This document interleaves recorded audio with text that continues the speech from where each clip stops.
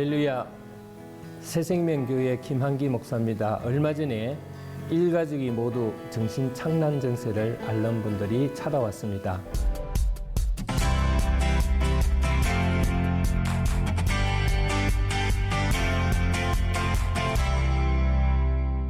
처음에는 며느리, 두 번째는 남편, 그리고 아이들이 그 뒤를 이었습니다.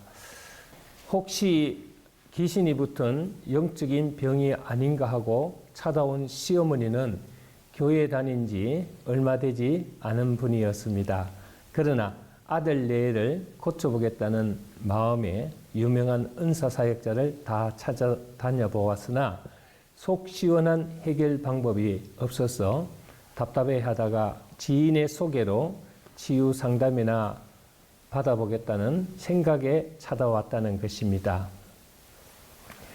사실 이곳에 오기 전에 아들 넷와 손녀를 데리고 병원도 가보고 또 유명한 기공치료하는 선생도 찾아가보고 또 가서는 안 되는 무당집도 가보았다는 것입니다. 얼마나 답답했으면 해볼 때까지 다 해보다가 마지막으로 전철에서 예수 복음을 전하는 전도사를 만나 교회에 출석하게 되었다며 그동안의 일을 소상히 다 털어놓았습니다. 이웃집의 소개로 아주 용하다는 무당을 찾아가게 되었는데 그 무당이 머리를 흔들더니 하는 말이 너희 집안에 귀신이 붙었구먼 하더란 것입니다. 그 말에 그녀는 거의 기절을 할 만큼 무섭고 두려웠다고 합니다. 그리고 하는 말이 중풍으로 죽은 남편 이야기를 하면서 갑자기 목소리가 바뀌면서 너희는 내가 풍으로 쓰러져 다 죽어갈 때 며느리년 그리고 아들놈 너까지 나를 무시하고 굶겨서 내가 올라가지도 못하고 이승에서 떠돌고 다니고 있지 않느냐. 너희들이 나에게 어떻게 대했냐 하고 무섭게 꾸짖는 바람에 벌벌 떨면서 무당 앞에 무릎을 꿇고 잘못했노라고 삭삭 빌었다고 합니다. 시아버지가 죽고 나서 얼마 지나지 않아 아들 넷와 손녀가 이러한 정세를 보이니 어떤 점쟁이나 무당도 유추해서 이런 말쯤은 할 수 있을 법했지만 병으로 오랫동안 누워있던 남편에게 제대로 간병을 하지 못한 양심의 가책을 가진 그녀는 심한 죄책감으로 무당의 그 한마디의 모든 이성적인 판단이 무너져 버렸던 것입니다. 즉 오랜 병으로 무심했던 그녀의 마음을 무당의 상투적인 말장난에 약한 심령이 붙들려 버린 것이죠. 그 이후로 큰 굿 작은 굿판을 벌리면서 칼을 들고 위협적인 자세로 죽은 시아버지 흉내를 내면서 협박을 하자 아들 넷 그리고 시어머니 모두가 무당의 옷자락을 붙들고 살려달라고 애원을 하고 무당에게 매달려서 잘못을 빌고 마치 죽은 시아버지를 대하듯이 울며 불며 용서를 구했다고 합니다. 그러자 무당은 속으로 회심의 미소를 지으면서 자신의 본색을 드러냅니다. 이제 내가 북망산으로 가야 하는데 노잣돈이 하나도 없네 하면서 가지고 있는 모든 현금 다 내어서 빨리 보내야 한다고 무당이 재촉하는 바람에 정말 가지고 있는 거 다 주고 그렇게 큰 곳 작은 굿을 하다 보니 이제 갖다 줄 돈도 바닥이 났다고 합니다. 저는 이런 얘기를 들으면서 정말 영적인 분별과 성숙함을 필요로 하는구나 하는 것을 새삼 깨닫게 되었습니다.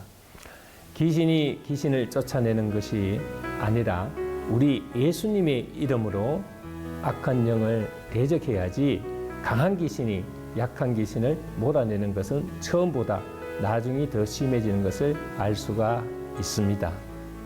정신적인 질병은 정신과 전문의에게 진단을 받고 영적으로 혼돈스러울 때는 주님의 이름으로 대적하고 기도해야 합니다. 저는 이 가족들을 상담하면서 우울증과 정신적인 분열 상태란 것을 알고 기도를 해주면서 정신과에 정식으로 치료를 받고 약을 먹도록 권면한 결과 8개월이 지난 지금 그들은 많은 치유와 회복이 되었음을 전해 들었습니다. 우리는 바른 영적 분별과 성숙함으로 예수님이 알려주시는 건강법을 배워야 하겠습니다. 예수님을 만난 사람은 얼굴이 변합니다. 어둡고 침침하면 얼굴이 빛이 나고 감사와 기쁨이 차고 넘칩니다. 그래서 신앙생활을 잘하고 있는지 못하고 있는지 얼굴을 보면 금방 알 수가 있습니다. 이 사람이 정말 예수를 만났는지 아니면 영적으로 시달리는지는 그 사람의 얼굴에 나타나기 때문에 영적으로 분별하기가 쉽습니다. 스스로 예수를 만나노라고 주장하는 사람도 얼굴을 보면 아닌 경우가 많습니다. 교회에서 귀한 애찬의 일을 돌보고 있는 권사님이 한 분 계시는데 이분은 적시적시 그때의 기분이나 사항에 반영되어서 얼굴이 잘 드러납니다.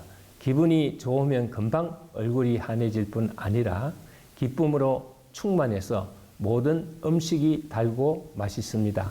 그런데 기분이 나쁘면은 얼굴에 먹구름이 낍니다. 그때는 반드시 작은 사고나 문제가 일어나고 만드는 음식도 간이 맞지 않아서 음식 맛이 제대로 나지 않습니다. 그래서 제가 우스갯소리로 얼굴이 환해지고 기쁨으로 일을 하고 있으면은 권사님 오늘은 예수님이 오셨네요 하고 또 얼굴이 어둡고 기분이 좋지 않아 보이면은 권사님 오늘은 예수님이 잠깐 외출하셨네요 라고 하면 권사님께서 멋져져 하시면서 우리 목사님은 진짜로 영원하시어 하고 웃으면서 농으로 받아들이기도 합니다. 신앙의 표정은 감사와 기쁨입니다. 우리의 건강 비결도 감사와 기쁨입니다. 내가 어둡고 침침하면 심령도 육신도 다 어둡고 무겁고 힘들어집니다. 그러나 내 마음이 밝고 환하면 하는 일이 신나고 기쁘고 몸이 쇠털처럼 가벼워져서 건강해집니다. 어느 회사의 사장과 전무가 함께 회사 근처에 있는 횟집에서 여름이라 시원한 물회를 한 그릇 시켜서 똑같이 먹었다고 합니다. 그런데 사장이 식중독으로 며칠 고열과 설사에 시달리다가 죽고 말았습니다. 죽은 사장을 부검해 보았더니 사인은 비브리오균에 감염되어서 죽었다는 것입니다. 그런데 사장과 같이 물회를 먹었던 전무는 아무렇지도 않은 것이 이상하여서 검사를 해보았더니 전무의 위액에서는 죽은 비브리오균이 검출되었다고 합니다. 똑같은 비브리오균에 감염된 결과는 이렇게 엄청난 차이가 있었는데 그 이유는 두 사람의 사생활에서 찾아볼 수 있었다고 합니다. 죽은 사장은 몇 년 전에 부인과 이혼을 하고 아이들과 별거한 상태로 회사가 어려워서 스트레스를 받으며 돈에 신경을 쓰느라 불면증에 시달리다 보니 면역이 제로 상태였고 전무는 똑같은 환경에 있지만은 교회를 다니는 안수 집사님이라 힘들고 어려우면 교회에 나가서 기도하고 새벽 4시면 일어나서 교회 차량 봉사를 하면서 부부가 함께 아주 기쁘게 신앙생활을 잘하는 규칙적인 생활을 했다고 합니다. 그의 감사하는 마음과 기쁨에 의해 아주 건강한 면역체를 소유한 결과 사장과 전무의 건강 상태는 너무나도 현저한 차이를 보였던 것입니다. 신앙생활을 하면서 이러한 영적인 분별과 성숙함을 통하여 항상 감사하는 마음과 기뻐하는 마음으로 주님을 잘 섬기면 이보다 더 건강할 수가 있습니다.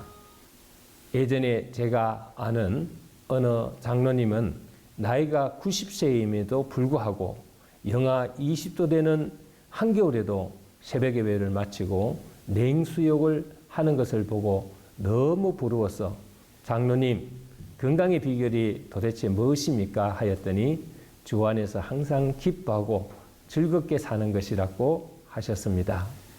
여러분도 성숙한 신앙으로 기쁘게 삶을 영위하시기를 기원합니다. 전인 건강으로 여러분의 삶도 생활도 인생도 다 즐겁고 건강해지시기를 주님의 이름으로 축원합니다. 감사합니다.